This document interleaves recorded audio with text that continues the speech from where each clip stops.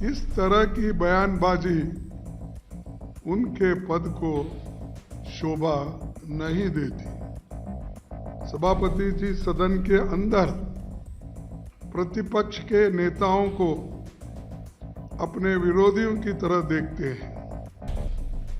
Senior junior कोई भी हो, दोनों सदनों के विपक्षी नेताओं पर आपत्तिजनक टिप्पणियां कर उन्हें अपमानित भी करते हैं। मुझे ये कहते हुए कोई संकोच नहीं कि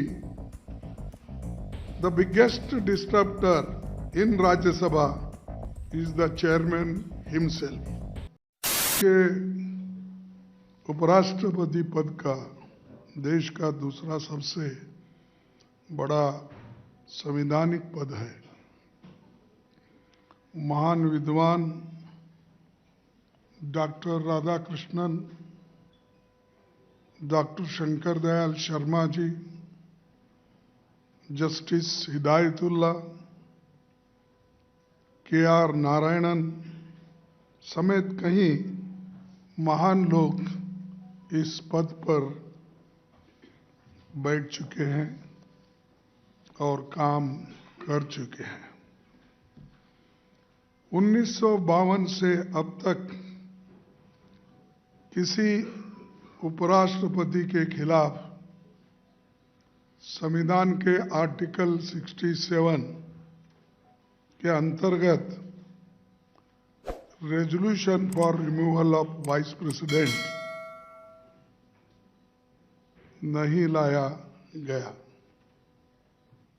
क्योंकि वो हमेशा निष्पक्ष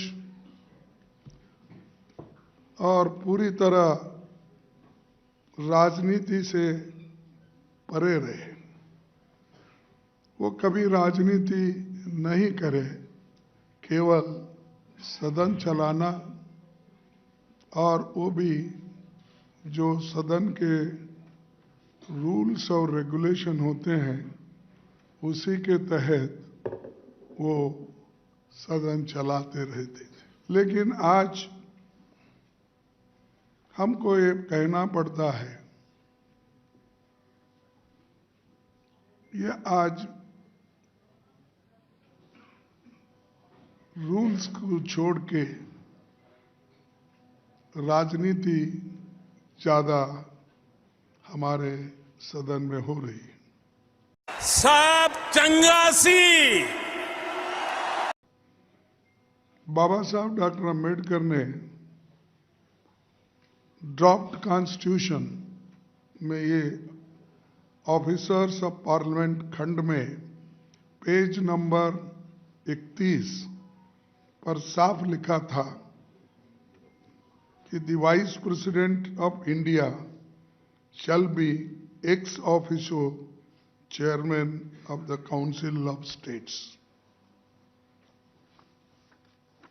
भारत के पहले उपराष्ट्रपति और राज्यसभा के सभापति डॉक्टर सर्वपल्ली राधाकृष्णन ने 16 मई 1952 को सांसदों से कहा था, मैं किसी भी पार्टी से नहीं हूं और इसका मतलब है कि मैं सदन में हर पार्टी से जुड़ा हुआ हूं।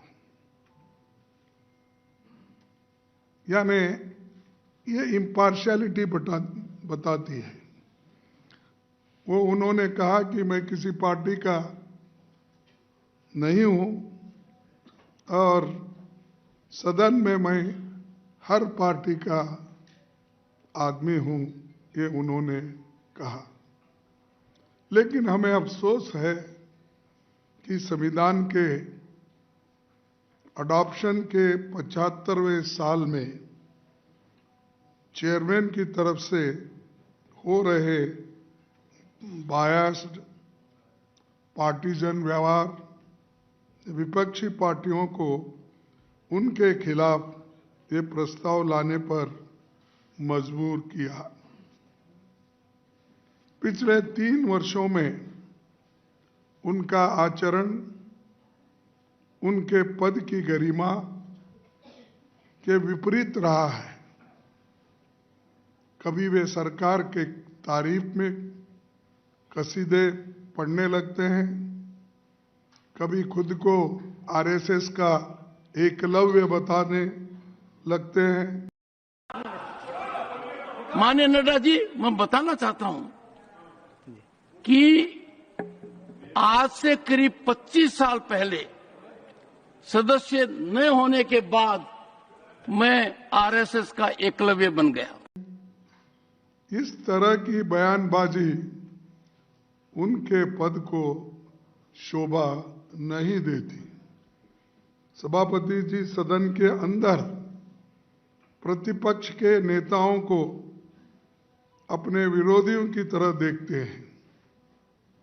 सीनियर जूनियर कोई भी हो, दोनों सदनों के विपक्षी नेताओं पर आपत्तिजनक टिप्पणियां कर उन्हें अपमानित भी करते हैं। When the leader of the opposition has been asking for a discussion on Manipur, you allow the discussion on Manipur. सदन में वास्ट एक्सपीरियंस वाले कई नेता हैं, कई प्रोफेसर्स हैं, डॉक्टर्स हैं, इंजीनियर्स हैं, राइटर्स हैं, जर्नलिस्ट हैं, ऐसे अनेक फील्ड में काम करके इस सदन में आए हैं। उनका और कई सालों से वो बार मंत्री भी पहले स्टेट में रह चुके हैं। 40-40 साल, 50-50 साल वर्षों का लेजिस्लेटिव अनुभव रहा है। ऐसे नेताओं की भी सभापति जी हेडमास्टर की तरह स्कूलिंग करते हैं, उनको प्रवचन सुनाते हैं और अपोजिशन पार्टी के लोग या नेता लोग 5 मिनट बोले तो 10 मिनट उनका भाषण खुद ही होता है। तो आप जर्नलिस्ट हैं, आप लोग सभी विद्वान हैं, इंटेलेक्चुअल हैं।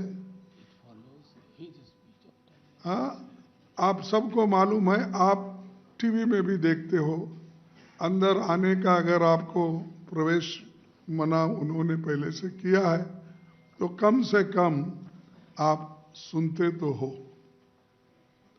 तो मैं ये कहना चाहता हूं, संसद में विपक्षी की तरफ से रूल्स के तहत जो भी महत्वपूर्ण विषय उठाए जाते हैं उन पर चेयरमैन प्लान्ड तरीके से संवाद, बहस, वाद विवाद नहीं होने देते। बार बार विपक्षी नेताओं को बोलने से रोका जाता है। उनकी निष्ठा संविधान और संवैधानिक परंपराओं की जगह सत्ताधारी दल के लिए है।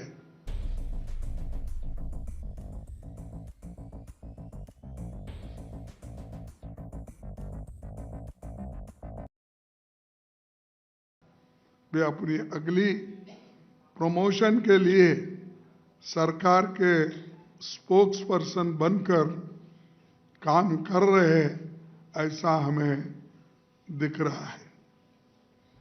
मुझे ये कहते हुए कोई संकोच नहीं कि the biggest disturber in Rajya Sabha is the chairman himself. सदन अगर डिसरप्ट होता है तो उसका सबसे बड़ा कारण हमारे चेयरमैन साहब हैं और दूसरों को वो सबक सिखाते हैं और बार बार इंटरप्शन करके हाउस को बंद करने की कोशिश